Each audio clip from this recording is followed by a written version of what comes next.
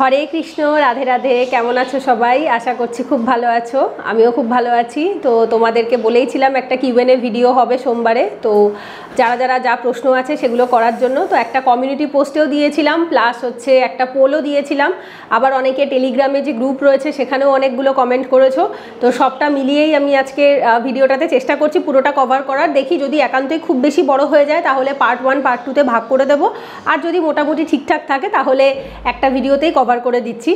তো ফার্স্ট যে কোশ্চেনটা রয়েছে সেখান থেকে মানে আমি পরপর যেভাবে তোমরা কমেন্ট করেছিলে আমি সেভাবেই নেওয়ার চেষ্টা করছি। আর যদি কারোরটা বাদ গিয়ে থাকে, আমি জানি না, আমি স্ক্রিনশট তুলেছি এই ফোনটাতে রেখেছি। এবার বাই চান্স যদি কারোর কমেন্ট বাদ গিয়ে বাদ যায় তাহলে বুঝো যে তোমরা পরে করেছো সেই কমেন্টটা। আদারওয়াইজ আমি চেষ্টা করবো এর পরে যখন অন্য কোনো ভিডিও করবো কিউএনএর মধ্যে অ্যাড করে দেওয়ার। আচ্ছা, ফার্স্ট যে কমেন্টটা করেছে আকাশ, ও লিখেছে, দিদি আমি বাড়িতে ইউপিএসসির জন্য পড়া শুরু করেছি। আমি পড়তে চাই তোমার কাছে সেকেন্ড সেমিস্টার থেকে, তাই ব্যাচ শুরু করে একটু জানিও। আর একটা কলেজ স্টুডেন্টদের জন্য ইউপিএসসি স্ট্র্যাটেজি বা কিভাবে পড়বো তার উপর একটা ভিডিও দিও। দেখো, আমি এখানে আজকে যারা তোমরা যে কমেন্টগুলো করেছো প্রত্যেকেরই আজকে এই ভিডিওটাতে আমি ছোট ছোট করে অ্যান্সারগুলো দিয়ে দিচ্ছি, যেহেতু মাঝখানে অলমোস্ট প্রায় 1.5 মাস মতো আমি ভিডিও দিইনি। আর তারপর তোমরা যেগুলো ডেডিকেটেড যে ভিডিওগুলো চাইছো, লাইক ধরো কারোর স্ট্র্যাটেজি ভিডিও বা স্কুল কলেজের স্টুডেন্টের স্ট্র্যাটেজি যেগুলো চাইছো সেগুলো তোমাদের যদি লাগে ডিটেলে কমেন্টে জানিও, আমি অবভিয়াসলি ডিটেল ভিডিও দেবো। বাট আপাতত যেটুকু তোমরা করেছো আমি সেখান থেকে বলছি। নিউ ব্যাচ শুরু হবে কবে সেটা এখনও অবধি আমি ডিসাইড করিনি, বাট আমি তোমাদেরকে এর আগে একটা ভিডিওতেও বলেছিলাম যে ইউপিএসসির জন্য ডেডিকেটেডলি শুধুমাত্র ইউপিএসসির জন্য পড়ানো আমি লাস্ট জুন মাসের ব্যাচটাই পড়িয়েছি, তারপর থেকে আর পড়াচ্ছি না। মানে জুনের ব্যাচটাই জাস্ট কন্টিনিউ হচ্ছে, এমন নয় যে আমি পড়াচ্ছি না, মানে পুরোপুরি পড়ানো ছেড়ে দিয়েছি। অনেকে হয়তো ভেবেছে আমি পুরোপুরি পড়ানো ছেড়ে দিয়েছি, না, তাহলে তোমরা ভুল জানো। আমি স্কুলের বাচ্চাদের পড়াই, ক্লাস 6 থেকে 12-এর যে এনসিইআরটি রয়েছে, মানে ওটাকে বলে এসএসটি, ইংলিশ মিডিয়ামের স্কুলে এসএসটি বলে, সোশ্যাল সায়েন্স যেগুলো like history, geography, political and economic life, যেটা অ্যাকচুয়ালি ইকোনমি আর পলিটি একসাথে করে থাকে, প্লাস ইংলিশ। আমি এই সাবজেক্টগুলো কিন্তু স্কুলের বাচ্চাদের পড়াই। হ্যাঁ, আমি অনলাইনে তোমাদের এখানে দেখাই না কখনো, বিকজ আমি ওটা ব্যক্তিগত রাখতেই বেশি পছন্দ করছি, কারণ আমি ওটা অফলাইনে পড়াই। ওটা আমার যে স্টুডেন্টরা আসে বা স্টুডেন্টরা আমি যে পাচ্ছিও সেটা আমাকে অফলাইনের মারফত আমাকে যারা লোকালি চেনে তারা পড়তে আসে। তো এমন নয় যে আমি পড়ানো ছেড়ে দিয়েছি। আমি ডেডিকেটেডলি শুধুমাত্র ইউপিএসসির জন্য পড়ানোটা বন্ধ করেছিলাম, তার কারণ বহু লোকে অনেক নেগেটিভ কমেন্ট করতো সেই কারণে। তবে হ্যাঁ, যদি আমাকে লাস্ট 6-7 মাসে প্রচুর পেয়েছি যদি নতুন ব্যাচ কবে শুরু করবে, নতুন ব্যাচ হলে পড়তে চাই। কারণ বহু ছেলে মেয়ে আছে যারা হয়তো লাখ টাকা দিয়ে কোচিং অ্যাফোর্ড করতে পারে না। আমি মান্থলি 600-700 টাকা ফিজ নেই, সেটা তারা অ্যাফোর্ড করতে পারবে। তো সেই জন্য তারা বহু ছেলে মেয়ে রিকোয়েস্ট করেছে। এখনও আমি সেভাবে ডিসাইড করিনি, তবু একান্তই তোমরা যেহেতু প্রচুর বলছো, আমি ওভাবে বলবো না যে আমি কবে ইউপিএসসির ব্যাচ পড়াবো, আমি এই কথাটা বলছি না। কারণ আমি টু বি অনেস্ট আমি আর কোনো রকম কন্ট্রোভার্সি বা এই ধরনের কথাবার্তার মধ্যে জড়াতেই চাই না। আমি খুব পিসফুল লাইফ লিড করি। তো সেক্ষেত্রে আমি স্ট্যান্ডার্ড বই পড়াই না তা নয়, আমি সাবজেক্ট ওয়াইজ স্ট্যান্ডার্ড বই পড়াবো। এবার তোমরা সেটা সেই পড়াটা কোন কাজে লাগাবে এটা তোমাদের একান্তই ব্যক্তিগত ব্যাপার। তোমরা ইউপিএসসি দেবে না ডব্লিউবিসিএস দেবে না যে কোনো competitive exam SSC, CGL, CHSL, MTS দেবে, সেটা সম্পূর্ণ তোমাদের ব্যাপার। আমি জিএস এবং ইংলিশ আগেও পড়াতাম, এখনও পড়াই। বাট যাই হোক, আমি নামটা আর ওভাবে বলি না, কারণ বহু ছেলেমেয়ের তাতে অসুবিধা থাকে, তো সেই জন্য আমি বলি না। তো কবে ব্যাচ এখন অবধি মেবি হয়তো মে মাস থেকে শুরু করতে পারি, মেবি, এখনও আমি কনফার্ম বলতে পারছি না, হয়তো মে মাস থেকে স্টার্ট হবে। আর হলে অবশ্যই আমি ভিডিও করে তো জানাবোই। আর কলেজ স্টুডেন্টের স্ট্র্যাটেজি দেখো, এর আগেও আমি অনেকগুলো ভিডিও বানিয়েছি কলেজ স্টুডেন্টরা কীভাবে পড়তে পারে, বাট আমি এই মুহূর্তে তোমাকে যেটুকু শর্টে বলতে পারি, আমি ডেডিকেটেড ভিডিও চাইলে বলো আমি বানিয়ে দেবো। সো সেক্ষেত্রে এই মুহূর্তে যেটা তুমি করতে পারো সেটা হচ্ছে কলেজের পড়াটাকে মিনিমাম 6 ঘন্টা বা 8 ঘন্টা টাইম দিতে পারো, কারণ কলেজের পড়াটা বেশি ইম্পর্টেন্ট। এবার আমি জানি না কলেজ স্টুডেন্টরা আদতেও 8 ঘন্টা পড়ে কিনা, কারণ আমি বহু টপারদের সাথেও মিশে দেখেছি। আমি ইংলিশ অনার্স ডিপার্টমেন্টে আমাদের যে টপার ছিল তার সাথেও আমার খুব ভালো বন্ধুত্ব ছিল। তো স্বাভাবিকভাবে তাকেও কোনোদিনও দেখিনি সে ডেলি বেসিসে 6-8 ঘন্টা পড়তে। এটা একমাত্র লোকে কম্পিটিটিভ এক্সামের ফিল্ডে আসলেই পড়ে। আদারওয়াইজ কলেজ স্টুডেন্টরা বছরের শেষের জন্যই পড়াটাকে রাখে, বছরের শেষ 3 মাস তারা ডেডিকেটেডলি পড়ে। তো আমি বলবো ওভাবে না করে তুমি competitive exam like UPSC, WBCS যেটা তুমি দিতে চাও সেটার জন্য তুমি দিনে অন্তত 2 থেকে 3 ঘন্টা দিতে পারো। আর বাকি যে সময়টা থাকে, ধরো কলেজেও যেতে হয় যেহেতু, তো তারপরে তোমার 6-8 ঘন্টা পড়ার মতো টাইম থাকবে না, তো মিনিমাম 4 ঘন্টা তুমি কলেজের পড়াশোনাটার জন্য দিতে পারো। তো বেসড যে তোমার ওপর, মানে তোমার হাতে কতটা টাইম আছে তার উপর বেস করে তুমি দিনে অ্যাটলিস্ট 70% বা 60% কলেজের পড়াশোনা এবং 30 to 40% টাইম হচ্ছে তোমার হচ্ছে ইউপিএসসি বা ডব্লিউবিসিএস বা যে কোনো কম্পিটিটিভ কম্পিটিটিভ এক্সামের জন্য তুমি পড়তে পারো, ঠিক আছে।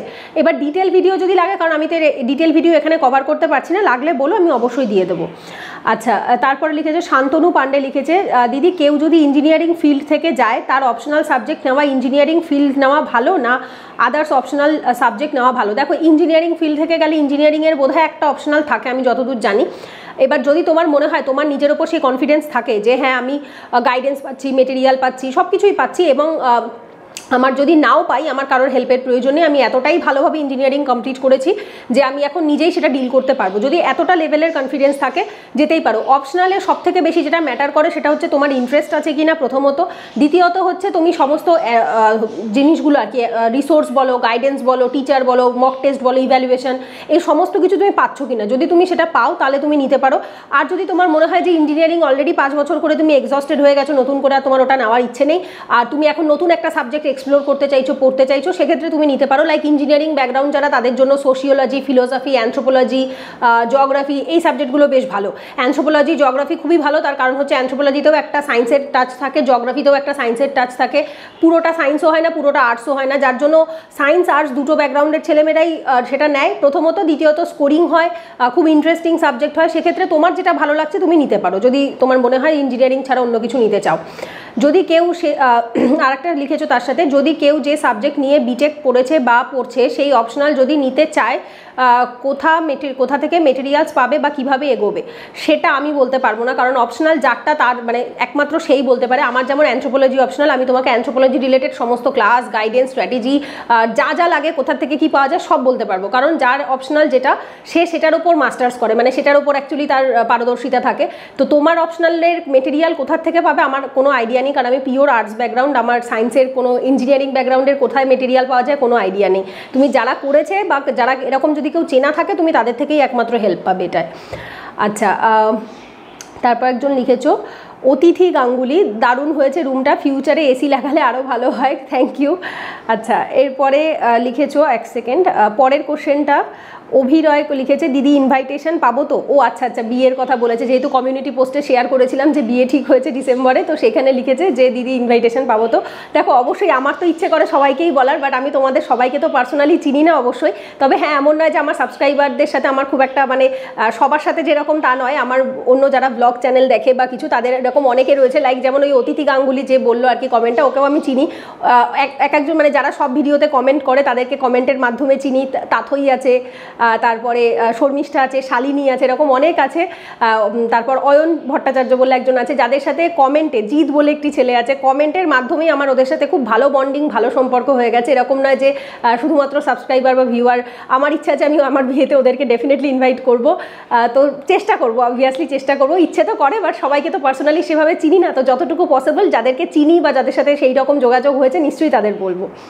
আচ্ছা, আরেকজন লিখেছে, ওর নামটা নেই, রাধে রাধে হরে কৃষ্ণ, ও লিখেছে রাধে রাধে দিদি, রাধে রাধে তোমাকেও। এই বছর মাধ্যমিক দিলাম, ইংলিশে একটু দুর্বল, কিভাবে WBCS এর জন্য ইংলিশের ভিত মজবুত করব, এটা নিয়ে একটা ভিডিও দিও প্লিজ। ইংলিশের ওপর আমার ডেডিকেটেডলি অনেকগুলো ভিডিও বানানো আছে, ইভেন একটা প্লেলিস্টও ক্রিয়েট করা আছে ইংলিশ বলে, যে ইংলিশের স্পোকেন বলো, রিটেন বলো, যাবতীয় যা আমার এক্সপিরিয়েন্স থেকে শুরু করে সমস্ত কিছু, প্রায় অলমোস্ট 10টার ওপরে ভিডিও আছে সেখানে। তুমি ওই প্লেলিস্টে একবার চেক করো, ওই ভিডিওগুলো দেখো, ডেফিনেটলি হেল্প হবে। সবার আগে যেটা বেশি প্রয়োজন, আমি এখানে ছোট করে অ্যান্সারটা বলছি, সেটা হচ্ছে ইংলিশের ওপর থেকে মানে ভয়টাকেই সরাতে হবে, ভীতিটাকেই সরাতে হবে। কারণ হচ্ছে ইংলিশটা ভয় পাওয়ার জিনিস নয়। ইংলিশটাকে যদি তুমি অ্যাজ আ ল্যাঙ্গুয়েজ হিসাবে দেখো, লাইক যেমন বাংলা একটা ভাষা, সংস্কৃত একটা ভাষা, হিন্দি একটা ভাষা, সেভাবে যদি দেখো তাহলে আর ভয়টা লাগবে না। আর আমি ছোটো থেকে ইংলিশ ভাষাটাকে বড় ভালোবাসতাম, আমার ভীষণ ভালো লাগতো, যার জন্য আমি ইংলিশ অনার্স করেছিলাম। কোনোদিনই আমার ইউরোপিয়ান লিটারেচারে ইন্টারেস্ট ছিল না, আমি যার জন্য তারপরে আর ফার্দার স্টাডিজই করিনি ইংলিশ নিয়ে। বাট আমার ইংলিশ পড়তে খুব ভালো লাগতো, আমি ইংলিশ মানে ওয়ার্ডগুলো পড়তেই বেশি পছন্দ করি বাংলার থেকেও, তো যার জন্য আমি ইংলিশটাকেই প্রেফার করেছিলাম। সো ইংলিশ ল্যাঙ্গুয়েজটাকে অ্যাজ আ ভালোবাসো, সাবজেক্ট হিসাবে নয়, রাদার ল্যাঙ্গুয়েজ হিসাবে দেখো, কঠিন কিছু নয়। আর এর বেশ কিছু ফার্দার মানে প্রসিডিওর থাকে, এটার জন্য আমি ডেডিকেটেড একটা ভিডিও দরকার পড়লে বানিয়ে দেবো। আর আগেও অনেক বানিয়েছি, তবে হ্যাঁ অবভিয়াসলি সময় বাড়লে, মানে সময় একটু এগোলে পরে তখন এক্সপিরিয়েন্সও বাড়ে, নলেজও বাড়ে। তো ডেফিনেটলি নতুন এক্সপিরিয়েন্স, নতুন নলেজ দিয়েও আমি একটা ভিডিও বানিয়ে দেবো। আর আগে যেগুলো বানিয়েছি সেগুলো একবার চেক করে নিও, তাহলে তোমার উপকার হবে অনেকটা। আচ্ছা, আর একজন একটা কম ভিডিওতে লিখেছিল, দিদি পায়েল বোধহয় ওর নাম, দিদি আমি আমার প্রিপারেশনের ব্যাপারে তোমার থেকে হেল্প চাই, যদি তোমার সাথে পার্সোনালি যোগাযোগ করা যেত তাহলে খুব ভালো হয়, প্লিজ যদি পসিবল হয় তাহলে কিভাবে করব আমাকে বলো প্লিজ। আমার যে অফিসিয়াল হোয়াটসঅ্যাপ নাম্বারটা রয়েছে ওটা ডেসক্রিপশনে দেওয়াই থাকে, তুমি ওই হোয়াটসঅ্যাপ নাম্বারে হোয়াটসঅ্যাপ করতে পারো, ওটাতে কলিং নেই, আমার সাথে ডিরেক্ট কলিং কথা বলার কোনো ব্যবস্থা নেই, এক্সেপ্ট স্টুডেন্টরা বলতে পারে, আদারওয়াইজ বাইরে সেরকমভাবে দেওয়া থাকে না, শুধুমাত্র হোয়াটসঅ্যাপ নাম্বারে ওটা রয়েছে, তুমি হোয়াটসঅ্যাপে মেসেজ করতে পারো বা ইমেল আইডি আছে, টেলিগ্রামে গ্রুপ আছে, সেখানে আমি অবভিয়াসলি মেসেজ করলে আমি রিপ্লাই দিয়ে দিই, সমস্তটা ভিডিও ডেসক্রিপশনেই দেওয়া থাকে। আচ্ছা, এরপরে ওর নাম বোধহয় রিয়া, হ্যাঁ রিয়া হাওলাদার, ও এই মেয়েটিও সব ভিডিওতে কমেন্ট করে, আমার মনে থাকে ওর নামটা। ও মানে অনেক মাস ধরে দিদি পড়াও করে আমাকে পাগল করে দিয়েছে মেসেজ করে। এইবার যেহেতু বলেছি পড়াতে পারি, ও লিখেছে ফার্স্টে হুররে দিদি কোথা থেকে স্টার্ট করব, আমি তো এখন হিস্ট্রি পড়ছি বাট প্রচুর কনফিউশন আছে, জানি না কি করে এতগুলো সাবজেক্ট তৈরি করব। দেখো এটা অ্যাকচুয়ালি হ্যাপাজার্ড হলে একটু চাপ হয়, বাট একটা প্রপার শিডিউল বা স্ট্র্যাটেজি মেনটেন করলে এটা হয় না। ধরো তুমি যদি একটা টার্গেট সেট করে নাও যে আগামী 7 দিন, আগামী 10 দিন, 15 দিন আমি এই সাবজেক্টটা পড়বো, প্যানিক করবে না। সব থেকে বেশি যেটা সমস্যা হয় স্টুডেন্টদের, সবাই অত বড় সিলেবাসটা দেখে বেশি প্যানিক করে, প্যানিক করলে সমস্যা হবে, আমি নিজেও করেছি সেই জন্য আমি জানি। প্যানিক করবে না, রাদার এটা ভাববে যে আমি যদি প্যানিক করে ভাবি আমাকে সব সাবজেক্ট একবারে পড়ে ফেলতে হবে, আমি আলটিমেটলি কোনোদিনই এগোতে পারবো না। লাইক তোমার সামনে একটা থালা ভর্তি, একটা রাজভোগের থালা দেওয়া হলো, মানে একটা বিশাল বড় একটা থালি যার ভেতর সমস্ত রকম খাবার আছে, তো তুমি যদি সবকটা খাবার একবারে খেতে যাও তোমার বিষম লাগবে, তুমি আলটিমেটলি খেতেই পারবে না। বাট তুমি যদি একটা একটা করে খাবার কমপ্লিট করতে যাও তাহলে পুরো থালাটাই কিন্তু কমপ্লিট করতে পারবে। তো একে পড়ার ক্ষেত্রেও সেম তাই, যেহেতু সাবজেক্ট অনেক রয়েছে, ডাইভার্সিটি রয়েছে, ভ্যারাইটি রয়েছে, তো সেক্ষেত্রে একটা একটা করে ধরো, একটা একটা করে কমপ্লিট করো।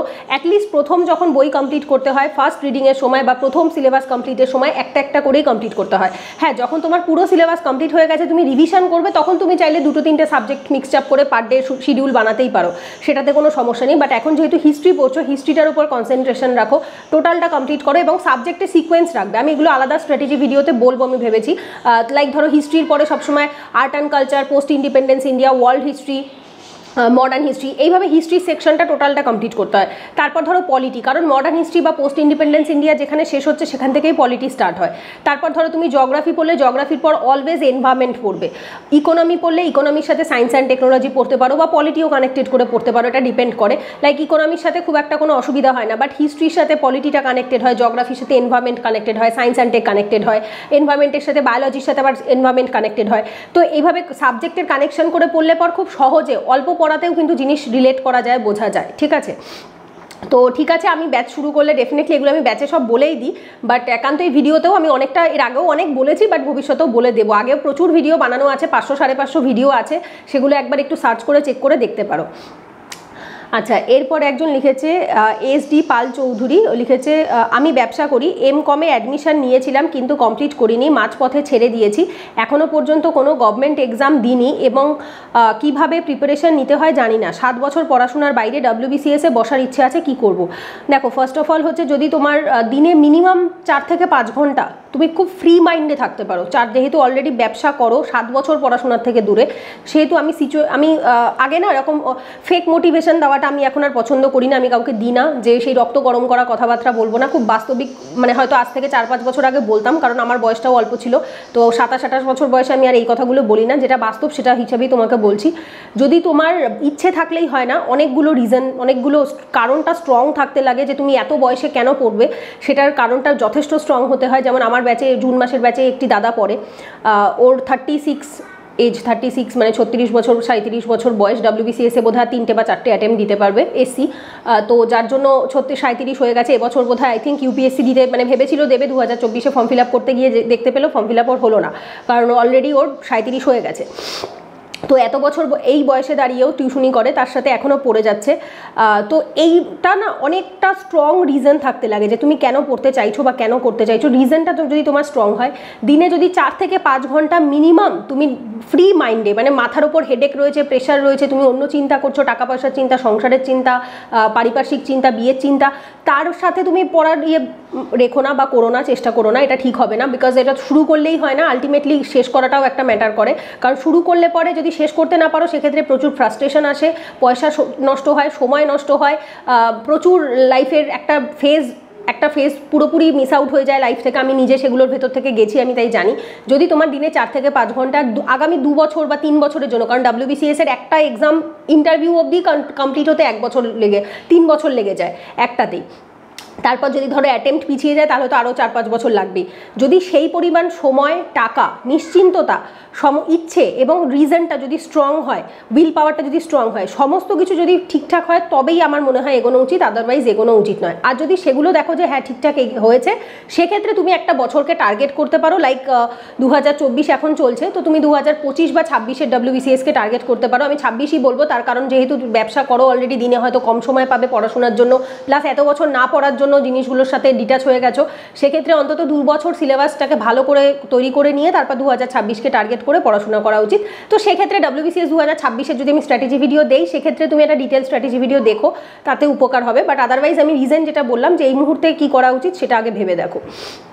আচ্ছা, আরেকজন লিখেছে আইডিয়া, মানে অ্যাকাউন্টের নামই আইডিয়া। দিদি, আমার বিএ কমপ্লিট করা হয়েছে, আমি ইউপিএসসি এক্সাম দিতে চাই, কিন্তু কি করে দেব বুঝতে পারছি না, আপনি একটু ভিডিওর সাহায্যে বুঝিয়ে দিন। ইউপিএসসির গাইডেন্স রিলেটেড, মানে বিগিনার যারা, তাদের রিলেটেড কম করে হলেও 200-300-র ওপর ভিডিও আছে, টোটাল 500 ভিডিও আছে, তার ভেতর WBCSও থাকে, অনেক কিছুই থাকে। বাট ইউপিএসসির জন্য ডেডিকেটেড হলেও 300-400 ভিডিও আছে। একটা প্লেলিস্ট আছে বিগিনার্স গাইডেন্স ফর ইউপিএসসি বলে, বা বাংলায় গাইডেন্স এরকম লেখা আছে, তুমি ওই প্লেলিস্ট থেকে দেখো, ওখানে ইউপিএসসি সিলেবাস কি, স্ট্র্যাটেজি কীরকম হয় বা কি বৃত্তান্ত, কিছু বুক লিস্টের ভিডিও, এগুলো সব ওখানে দেওয়া আছে, ওগুলো একবার দেখো, আমার মনে হয় হেল্প হবে। এবং এখন এই মুহূর্তে দাঁড়িয়ে তুমি কিছু টপার্স ভিডিও দেখতে স্টার্ট করতে পারো, কারণ যে কোনো জিনিসেরই স্টার্টিংয়ে আমি যেটা করতাম সেটা বলতে পারি। আমি প্রচুর টপার্স ভিডিও দেখেছিলাম, দেখার পরে সবার যেটা কমন, মানে সবার সব কিছু স্ট্র্যাটেজি অ্যাডাপ্ট করতে যাবে না। যেমন বুক লিস্ট, স্পেশালি যদি বুক লিস্ট চুজ করো, সেক্ষেত্রে যে বইটা সবাই কমন বলছে, লাইক লক্ষ্মীকান্ত পলিটির জন্য সবাই বলবে, স্পেকট্রাম মডার্ন হিস্ট্রির জন্য সবাই বলবে, আরও অনেক কিছু আছে, লাইক ডিডি বাসু আছে পলিটির জন্য, মডার্ন হিস্ট্রির জন্য সোনালী বানসাল রয়েছে, বা পলাশি টু পার্টিশন রয়েছে পলাশ বন্দ্যোপাধ্যায়, তো এরকম অনেক রয়েছে, সরি শেখর বন্দ্যোপাধ্যায়, তো এরকম অনেক রয়েছে। বাট বিষয়টা হচ্ছে কমন কোনটা, 99% লোকজন বা 95% লোকজন কোনটা পড়ছে। তো এইগুলো একটা স্ট্র্যাটেজাইজ করে বুক লিস্ট তুমি যে কারোরটা দেখে নিজের মতো বানাতে পারো। বাট তুমি যদি মনে করো যে না, একজনকে অন্ধের মতো ভরসা করবো না, সেক্ষেত্রে কি করা যেতে পারে, সেক্ষেত্রে অনেক টপার্স ভিডিও দেখতে পারো, দেখে যেটা কমন, যেটা তোমার গ্রহণযোগ্য বলে মনে হচ্ছে, সেটাকে একটা জায়গায় জট ডাউন করো, সর্টেড করো, এবং তারপর সেই হিসেবে বুক লিস্ট, সিলেবাস দেখা, বুক লিস্ট বানানো, সেই বইগুলো কেনা, NCERT পড়ে স্টার্ট করা, 11-12-এর NCERT পড়ে, এইভাবে করে ডিটেল ভিডিও আমার আছে বানানো। বাট স্টিল আমি পরে চাইলে বানিয়ে দেবো, যদি একান্তই তোমরা খুঁজে না পাও। তো এইভাবে করে এই মুহূর্তে দাঁড়িয়ে স্টার্ট করতে পারো।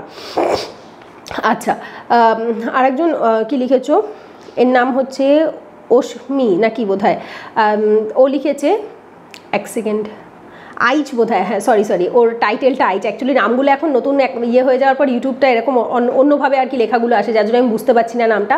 লিখেছে, দিদি আমার বাড়িও বারাসাতে, তুমি যদি অ্যানথ্রোপোলজিতে একটু হেল্প করে দাও খুব ভালো হয়। অ্যানথ্রোপোলজির আমি এখন এই মুহূর্তে লাইভ ব্যাচ পড়াচ্ছি না, আমার একটা ব্যাচ হয়ে গেছে অ্যানথ্রোপোলজির, কমপ্লিট হয়ে গেছে। তো ওটাতে রেকর্ডেড ক্লাস রয়েছে, যদি কেউ জয়েন করতে চায় সেক্ষেত্রে রেকর্ডেড ক্লাস 1 টাইম পেমেন্ট করে জয়েন করতে পারে, 3000 টাকা ফিস, 100টা ক্লাস হয়েছিল ওখানে। আর যদি আর ওই ক্লাসগুলো রেকর্ডেড, ওইগুলো দেখার পরে যদি কোনো ডাউট থাকে, বা পার ক্লাস দেখার পরেই যদি তোমার কোনো ডাউট হয়, তুমি গ্রুপে জিজ্ঞেস করতে পারো, গ্রুপ খোলা থাকে, টেলিগ্রাম গ্রুপেই অ্যাড করা হয়, বা আমাকে হোয়াটসঅ্যাপে বা ফোন করেও জিজ্ঞেস করতে পারো। আর মক টেস্টও আছে, যে জবে জয়েন করে তার থেকে 6 মাস অবধি টাইম দেওয়া হয় তাকে মক টেস্ট দেওয়ার জন্য, ঠিক আছে। তো এই হচ্ছে ব্যাপার, এই মুহূর্তে লাইভে আমি অ্যানথ্রোপোলজির কোনো ব্যাচ পড়াচ্ছি না, ঠিক আছে। আচ্ছা, আরেকজন লিখেছে, নাম হচ্ছে মুখার্জি দীপ, মানে দীপ মুখার্জি আর কি। ম্যাম, আমি একজন বাংলা মিডিয়ামের স্টুডেন্ট, WBCS এর প্রিপারেশানে কি বাংলা বই দিয়ে শুরু করবো না ইংরেজি? আমি ইংরেজিতে খুব একটা ভালো নই।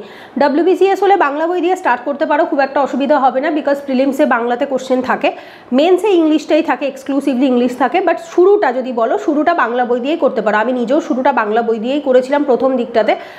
পরের দিকে আস্তে আস্তে মানে নিজেরই একটা মনে হচ্ছিল যে বাংলা বইগুলো সাফিসিয়েন্ট নয়, কোশ্চেন সলভ করার সময় বাংলা বইগুলো থেকে আমার নিজেরই প্রবলেম হচ্ছিল, কারণ স্পেশালি পলিটি, ইকোনমিতে এমন অনেক টার্ম আছে যেগুলো বাংলাতে পড়া আর ইংলিশে পড়ার মধ্যে অনেক তফাৎ থাকে। তো যার জন্য আমি পরের দিকে শিফট হয়ে যাই। তো মানে মোটামুটি প্রথম 2-3 মাস অবধি বাংলা বই থেকে WBCS এর জন্য স্টার্ট করা যেতে পারে, এতে এমন কিছু অসুবিধা হবে না, ঠিক আছে। যদি একান্তই অসুবিধা হয়, শুরুর দিকটা করতে পারো। বাট ইংলিশ রেডি করতেই হবে, তুমি যে এক্সামই দাও না কেন, WBCS হোক, UPSC হোক, CGL হোক, যে কোনো কম্পিটিটিভ এক্সাম হোক, ইংলিশে এবং ম্যাথে ভালো হতেই হবে। ইংলিশ এবং ম্যাথ যে কোনো এক্সামের জন্য কমন থাকে। তো এই দুটো সাবজেক্টকে নেগলেক্ট করে কোনোভাবেই অন্য কিছু করা পসিবল নয়, ঠিক আছে। আচ্ছা, আরেকজন লিখেছে, ওর নামটা নেই, T.D এরকম কিছু একটা নাম রয়েছে। ডিসেবল পার্সনদের ফ্রি কোচিং করায় কোথায়? সে যেই এক্সাম প্রিপারেশন হোক, প্লিজ একটু খোঁজ নিয়ে রিপ্লাই করো। ফ্রিতে ডিসেবল পার্সনদের কোচিং করায়, দেখো আমার খুব একটা আইডিয়া নেই টু বি অনেস্ট।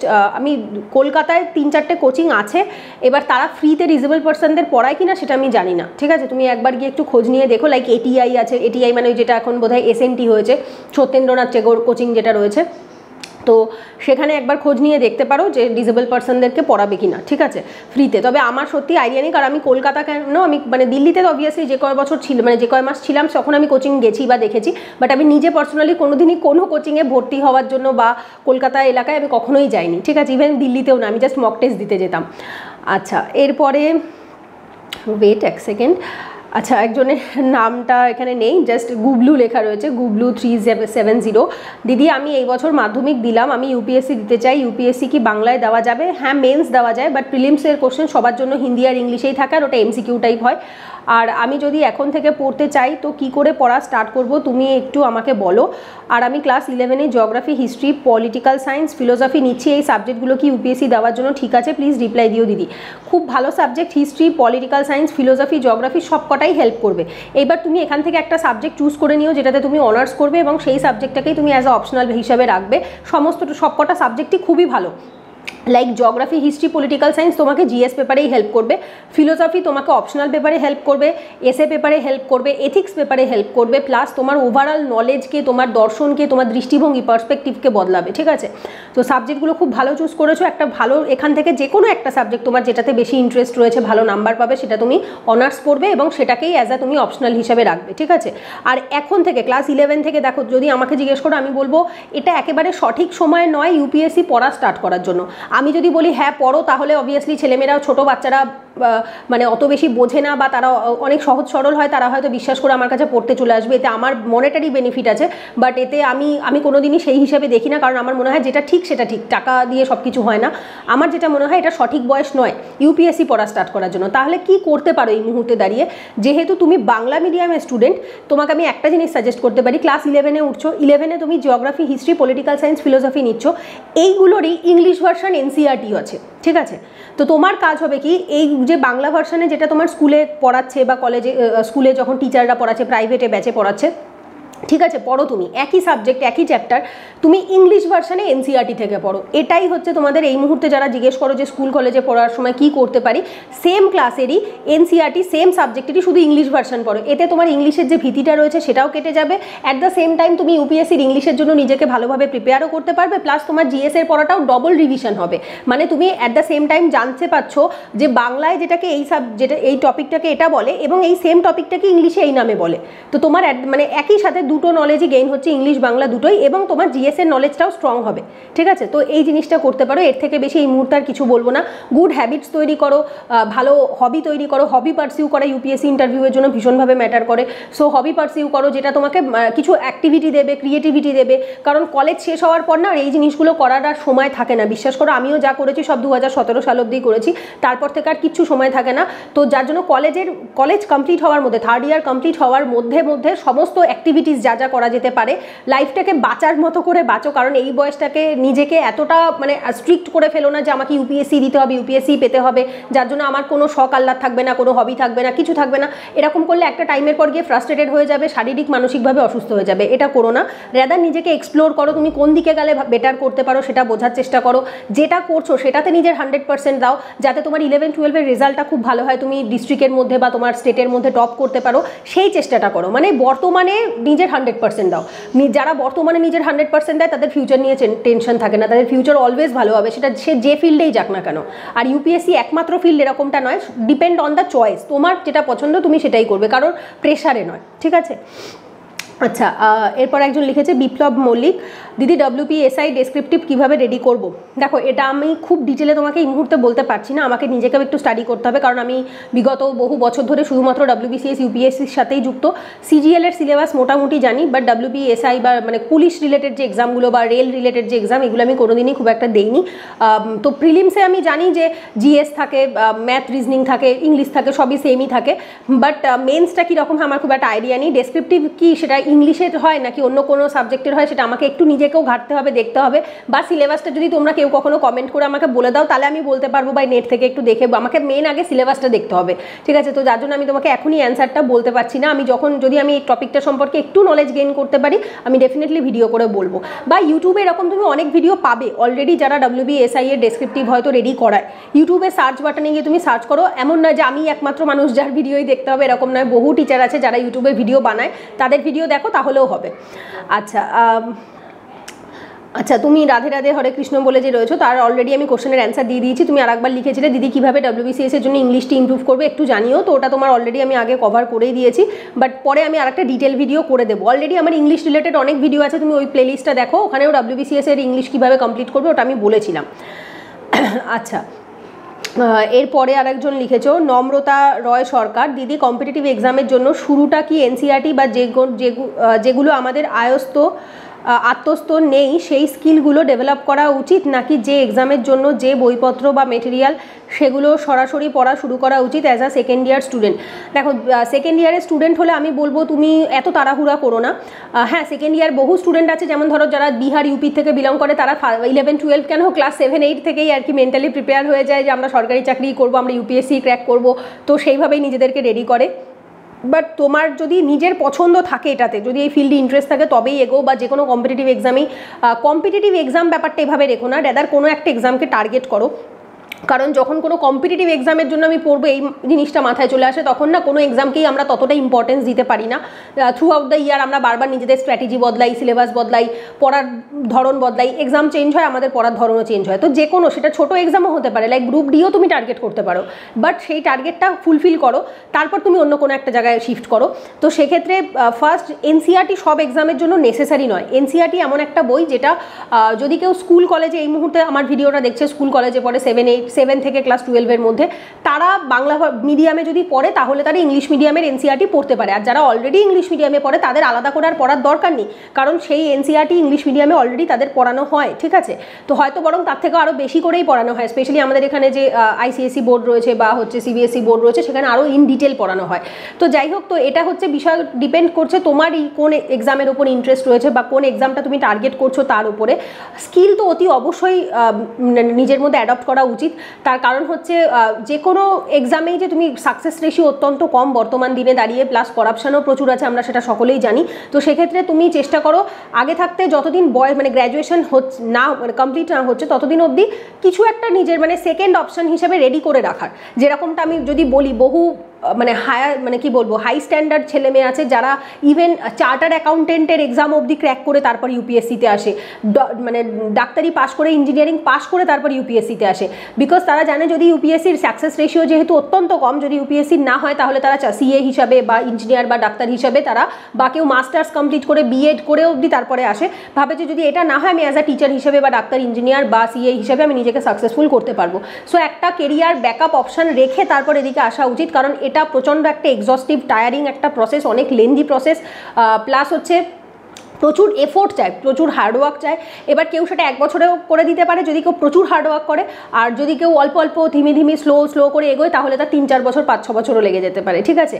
তবে সেকেন্ড ইয়ারে যেহেতু তুমি পড়ো সেহেতু NCERT ইজ দ্য বেস্ট। এই মুহূর্তে দাঁড়িয়ে ক্লাস 11-12-এর NCERT পড়তে পারো, আর্টস সাবজেক্ট যেগুলো রয়েছে সেগুলো।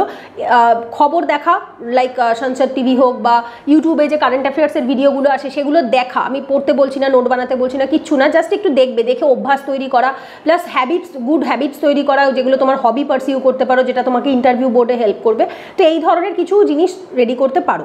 তবে হ্যাঁ, আমি ডেফিনেটলি এগুলো ডেডিকেটেডলি এরপরে ভিডিও দেবো, কারণ এর আগে অবধি আমি যে ভিডিওগুলো দিতাম সেগুলো শুধুমাত্র UPSC, যারা কলেজে বা সেকেন্ড ইয়ারে ফার্স্ট ইয়ারে পড়ছে তারা UPSCর জন্য কীভাবে স্ট্র্যাটেজাইজ করবে সেই রিলেটেড আমি ভিডিও দিয়েছি।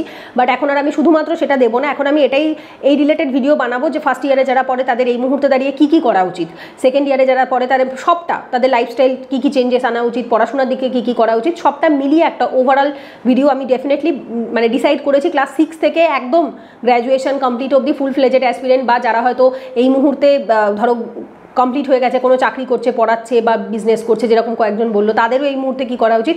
তো টোটালটা মিলিয়ে আমি ডিসাইড করেছি ভিডিও আনবো, যাতে সেগুলো শুধুমাত্র UPSC নয়, লাইক পুরো তোমাদের লাইফস্টাইলের ওপর একটা ইম্প্যাক্ট ফেলতে পারে বা হেল্প করে, সেইভাবে ভিডিও বানাবো ডিসাইড করেছি। আমি দেবো ভিডিওগুলো আস্তে আস্তে বানিয়ে। আচ্ছা, এরপরে আরেকজন লিখেছো প্রমিস ক্রিয়েশন বোধহয় এরকম কিছু একটা নাম হবে। দিদি ইউপিএসসি নতুন ব্যাচ কবে শুরু করবে? অলরেডি বললাম মেবি মে মাসে, ইচ্ছে আছে মে মাসে। আমি ডেফিনেটলি যদি শুরু করি মে মাসে, তাহলে এপ্রিল মাসে একটা ভিডিও করে ডিটেল ভিডিও করে জানিয়ে দেবো, ঠিক আছে। এমসিকিউ সলভ আর মক টেস্ট নিয়ে একটা ভিডিও দাও, এটা বলেছো প্রিন্স রোহান বা রোহান কিছু একজন নাম হবে। আচ্ছা, এমসিকিউ সলভ আর মক টেস্ট নিয়ে, হ্যাঁ এটা আমাকে একটা ডেডিকেটেড ভিডিও দিতে হবে। আমি এখন অবধি দেইনি, আগে অনেক বছর আগে একটা ভিডিও দিয়েছিলাম, আই থিঙ্ক 2020 সালে একটা ইংলিশ ভার্সনে ভিডিও দিয়েছিলাম প্রথম যখন চ্যানেল খুলি। তবে হ্যাঁ নতুন করে আবার একটা ভিডিও বানিয়ে দেবো, এটা আমিও ভেবেছি, কারণ ওটা তো আমি এই মুহূর্তে বানিয়ে মানে বসে বলতে পারছি না, কারণ অনেকটা বড় হবে, ওটা আমি স্কিপ করছি। আমি তোমার মানে কমেন্টটা রইলো, আমি একটা ডেডিকেটেড ভিডিও করে দেবো। আচ্ছা, সুরাজ দাস ইউপিএসসি প্রিলিমসে কোন টপিক থেকে কত কি পড়তে হয়? প্রিলিমসে কোন টপিক থেকে কত কি পড়তে হয় ঠিক বুঝলাম না। প্রিলিমসের সিলেবাস আমার অ্যানালিসিস করা আছে, বুক লিস্টও করা আছে। ওই যে সিলেবাসটা রয়েছে টোটালটা কমপ্লিট করতে হয়, বুক লিস্টে যে যে বই রয়েছে সেগুলো কমপ্লিট করতে হয়, কারেন্ট অ্যাফেয়ার্স কমপ্লিট করতে হয়, সিস্যাট পেপার থাকে, ম্যাথ, রিজনিং এবং ইংলিশ কম্প্রিহেনশন, সেগুলো কমপ্লিট করতে হয়, ঠিক আছে। তো তারপর মক টেস্ট দিতে হয় মিনিমাম 30-40টা, তো মিনিমাম মক টেস্ট দিতেই হয়। কেউ কেউ 80-100টাও দেয়, বাট আমি খুব কম করে বললাম মিনিমাম 30-40টা মক টেস্ট দিতে হয়। লাস্ট 10-15 বছরের প্রিভিয়াস ইয়ার কোশ্চেন সলভ করতে হয়, তো এগুলো তো মিনিমাম করতেই হবে। আচ্ছা, আরেকজন লিখেছে মিস্টার অভি, দিদি জিওগ্রাফি এনসিইআরটির ক্লাসগুলো কন্টিনিউ করুন প্লিজ। এনসিইআরটি 6-এর জিওগ্রাফিটা আমি কমপ্লিট করেছিলাম, তারপরেই আমার বাড়িতে দুজন মারা যায়, আমার পিস্তত দাদা এবং আমার এক ছোটো ঠাকুমা, তিনি মারা যায়, অসুচ করে যায়, বাড়িতে প্রচুর কাজবাজ ছিল, লোকজন ছিল। তারপর আমার ঘরে রং হয়, তো সেই কারণেও 15 দিন মতো ঘরে আমি কিছু করতে পারিনি। দেন আমার বিয়ে ঠিক হয়, তো এই সমস্ত কারণেই আর কি ক্লাসটা বন্ধ হয়ে গেছে। তবে হ্যাঁ আমি ক্লাসগুলো করাবো, অ্যাটলিস্ট 6 থেকে 10 অবধিটা আমি করিয়েই দেবো, কারণ 11-12টা আমি ব্যাচে করাই। তো অ্যাটলিস্ট 6 থেকে 10 অবধি যে সাবজেক্টের যে এনসিইআরটিগুলো রয়েছে করিয়ে দেবো, বাট আমি আস্তে আস্তে একটা একটা করে দিয়ে দেবো, ঠিক আছে। আচ্ছা, এরপরে বলেছো ওকে, আর একজন লিখেছে ডেভিল গেমিং বলে, দিদি কোচিং কবে শুরু করবে? অলরেডি বললাম মে মাসে মেবি শুরু হতে পারে। আচ্ছা, এবার টেলিগ্রাম গ্রুপে, আচ্ছা আমি দেখছি আর কোনো কোশ্চেন বাদ গেছে কি না। আচ্ছা, আজকে দুপুরে আরও 3টে মনে হয় কোশ্চেন নতুন অ্যাড এসছে। শালিনী জিজ্ঞেস করেছো, শালিনী ভট্টাচার্য, দিদি তোমার তো ফার্স্টে জিওগ্রাফি অপশনাল ছিল, হিউম্যান জিওগ্রাফি পার্টটা কীভাবে প্রিপেয়ার করেছিলে? আমার জিওগ্রাফি অপশনাল যখন ছিল তখন আমি খুব একটা ভালোভাবে প্রিপেয়ারই করিনি, ঠিক আছে। তবু মানে সিলেবাস, বুক লিস্ট সব কিছু করেছিলাম, বাট আমি নিজে ভালোভাবে পড়াশোনাটা করিনি, যার জন্য আমি জিওগ্রাফি অপশনালটাকে চেঞ্জ করে অ্যানথ্রোপোলজিতে আসি, বিকজ আমি ইন্টারেস্টই পাচ্ছিলাম না। হিউম্যান জিওগ্রাফি বাই মাজিদ হুসেন স্যারের একটা বই মেবি আমার কাছে ছিল, আমি তখন সেটাই পড়তাম, যেহেতু অনেক বছর আগে 2020-21 সালের কথা, তো তারপর থেকে তো আমি চেঞ্জ করে ফেলি, তো যার জন্য 20 থেকে আমার অ্যানথ্রোপোলজি রয়েছে, তো যার জন্য আমার আর এক্স্যাক্ট এত ডিটেলে মনেও নেই। তুমি ওই ভিডিওটা দেখো যেটা আমি 2020 সালে বানিয়েছিলাম, একটু যদি হেল্প হয়। বাট আমার মনে হয় আমি এই বিষয়টা তোমাকে খুব একটা হেল্প করতে পারবো না। যারা জিওগ্রাফি নিয়ে অলরেডি পাস করেছে, তুমি তাদের কারোর একটা ভিডিও দেখো, ওটাতে বেটার বুঝবে আর কি। আচ্ছা, আলটিমেট ফোরামস বলে একজনের বোধহয় লিখেছে WPSI প্রি মেন্স ক্লিয়ার কি করে করব। আচ্ছা দেখো, WPSI নিয়ে আরও একটা কোশ্চেন ছিল, তো ওটা আমি একটু ডিটেলে দেখে নিই, WPSI এর সিলেবাস কী আছে বা কীভাবে কি প্রিপেয়ার করতে হয়। আমার সত্যিই খুব একটা নলেজ নেই, আমি যখন একটু জানবো আমি ডেফিনেটলি তার উপর ডেডিকেটেড ভিডিও করে বলবো। আরেকজন আজকেই দুপুরবেলা লিখেছিল, দিদি কলকাতায় ইউপিএসসি এক্সাম কোথায় কন্ডাক্ট করা হয়? যে কোনো স্কুলে, কলকাতা ডিস্ট্রিক্টের মধ্যে, উত্তর 24 পরগনা, দক্ষিণ 24 পরগনা কোনো জায়গা কভার হবে না, কলকাতা যে ডিস্ট্রিক্টের যতটুকু এরিয়া রয়েছে তার মধ্যে যত স্কুল কলেজ আছে সেইখানেই সিট ফেলা হয়। আচ্ছা, এবার গ্রুপে অনেকে লিখেছিলে, আমি একটু বলে দিই, মানে টেলিগ্রাম যে গ্রুপটা রয়েছে সেখানেও কয়েকজন লিখেছো যে সপ্তর্ষি মজুমদার ম্যাম ফিস কত রেখেছেন আর কিসের ক্লাসেস থাকবে। আমি সেগুলো এখন অবধি কিছু ডিসাইড করিনি। হ্যাঁ, ফিজ আগের বছর অবধি সব ব্যাচে 600 টাকা, সপ্তাহে 2 দিন পড়ালে 600 টাকা থাকতো, পার ডে 300 করে থাকে। যদি কেউ একদিনের ব্যাচ হয় তাহলে 300, 2 দিন হলে 600, 3 দিন হলে 900, 4 দিন হলে 1200 এরকম থাকতো। তো মেবি তার আগে মানে 2019-20 সাল থেকে যত ব্যাচ পড়িয়েছি সেগুলো সব 600 করেই ছিল। এবার এখন এবছর 2024-এ মেবি বাড়তেও পারে, আমি এখন অবধি ডিসাইড করিনি, যদি বা বাড়ে হয়তো মেবি 100 টাকা বাড়তে পারে, তার থেকে 100-200 টাকার বেশি বাড়বে না, ঠিক আছে। আর ক্লাসেস তো জিএস আর ইংলিশ আমি যেটা পড়াই সেটাই থাকে, আর ম্যাথ রিজনিংয়ের বিশ্বজিৎ স্যার পড়ায়। এবার সেটা তোমাদের ওপর ডিপেন্ড করে, প্রথম মাসটা শুধু ম্যান্ডেটারি থাকে, ফার্স্ট মাসটা, সেকেন্ড মাস থেকে সেটা স্টুডেন্টদের ওপর ডিপেন্ড করে তারা কোন সাবজেক্ট কন্টিনিউ করবে। তারা চাইলে শুধু ইংলিশ কন্টিনিউ করতে পারে, শুধু ম্যাথ রিজনিংও কন্টিনিউ করতে পারে, শুধু জিএসও কন্টিনিউ করতে পারে, এটা সম্পূর্ণ স্টুডেন্টের নিজের চয়েসের ওপর ডিপেন্ড করে, ঠিক আছে। আচ্ছা, প্রিয়া লিখেছো ম্যাম আবার নতুন করে শুরু করবেন ইউপিএসসির ব্যাচ অল টোটাল।